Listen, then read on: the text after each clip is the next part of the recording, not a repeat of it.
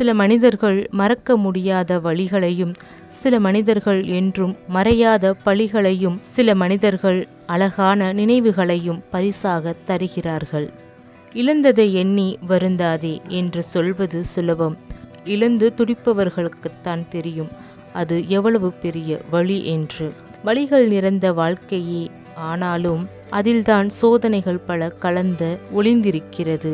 மன உறுதியுடன் தாங்கிக் கொள்ளுங்கள், சாதனை படைப்பீர்கள். எப்போதும் அச்சத்தில் இருப்பதை விட ஆபத்தை ஒருமுறை எதிர்கொள்வதே மேல்.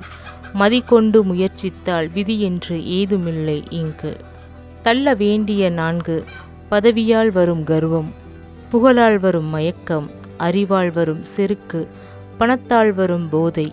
கொள்ள வேண்டிய 4: அளவில்லா உழைப்பு, அயராத முயற்சி, ஆரவாரமில்லாத வாழ்க்கை, ஆணவமில்லாத நடத்தை.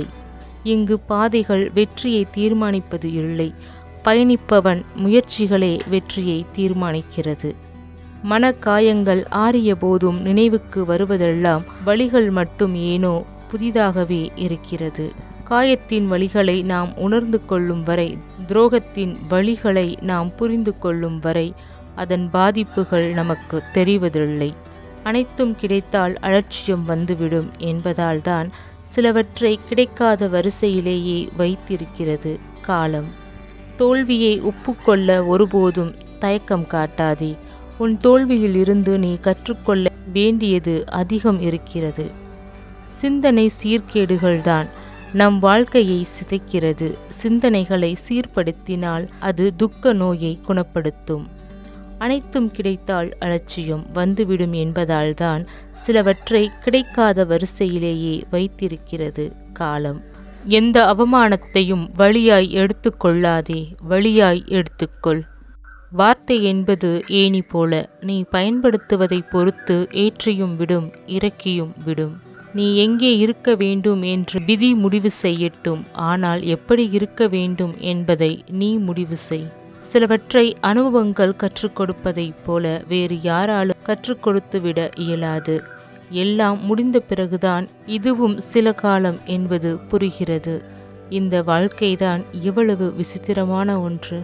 கடல் பெரியதுதான், ஆனால் சந்தோஷங்களை தருவது என்னவோ சிறு சிறு அலைகள்தான்.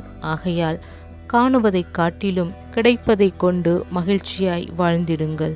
மற்றவர்களிடம் இருப்பதையெல்லாம் நம்மிடமும் இருக்கின்றனவா என்று பார்க்கிறோமே தவிர, நம்மிடம் இருப்பவை எத்தனை பேரிடம் இல்லை என்பதை பார்க்க தவறிவிடுகிறோம். யாருக்கெல்லாம் நன்மை செய்தாய் என்று நினைவில் வைக்காதே, யாருக்கெல்லாம் தீமை செய்யக்கூடாது என்பதை மட்டும் மனதில் வை.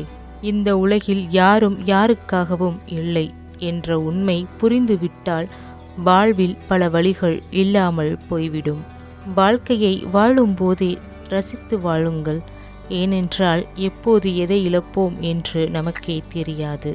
தேவைப்படுவதை நீங்கள் இன்னும் பெறவில்லை என்றாலும் தொடர்ந்து செயல்பட்டு கொண்டே இருங்கள், ஓய்ந்து விடாதீர்கள். ஒருவரை குறை கூறும் முன் ஒருமுறை அவர்கள் சூழ்நிலையில் நீங்கள் இருந்தால் என்ன செய்வீர்கள் என்று யோசித்து பாருங்கள். யாரையும் குறை சொல்ல தோன்றாது. இருப்பதை யாரும் பார்ப்பதில்லை, இல்லாததை தேடிதான் பயணிக்கின்றனர். இருப்பதோடு வாழ். உனக்கு வர வேண்டியது உன்னை வந்தடைந்தே தீரும். இன்பம் எப்படி இருக்கும் என்பதை உணரும் முன்பே வலி எப்படி இருக்கும் என்பதை உணர்த்து விடுகிறது வாழ்க்கை. எதையும் சாதிக்க விரும்பும் மனிதனுக்கு நிதானம்தான் அற்புதமான ஆயுதமே தவிர கோபம் இல்லை. வார்த்தைகள் சாவிகள் போன்றவை.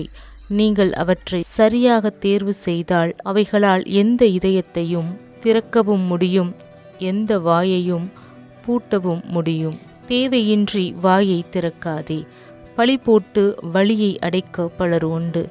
தூண்டிவிட்டு தூண்டிலில் சிக்க வைக்கவும் சிலர் உண்டு. தேவையின் போது வாயை மூடாதே. உன்னை பற்றி ஒருவன் மனதில் இன்னொருவன் விதைத்த விதை ஆழமாக இருக்கும் வரை நீ சொல்வதை புரியும் பக்குவம் அவனுக்கு வருவதில்லை. நீ பக்குவமா கடந்து நடந்துவிடு. ஒவ்வொரு விடியலும் உணர்த்துவது ஒன்றைதான், இன்னொரு வாய்ப்பு இருக்கிறது, பயன்படுத்திக்கொள் என்று. அவமானப்படுத்தும் போது கவலை வேண்டாம், வலித்தால் கொஞ்சம் தாங்கிக்கொள். ஒரு நாள் வாழ்ந்தால் உன்னை போல் வாழ வேண்டும் என்று உதாரணம் காட்டுவார்கள். உன் தன்னம்பிக்கைக்கு அவ்வளவு சக்தி உண்டு. முயற்சி திருவினையாக்கும்.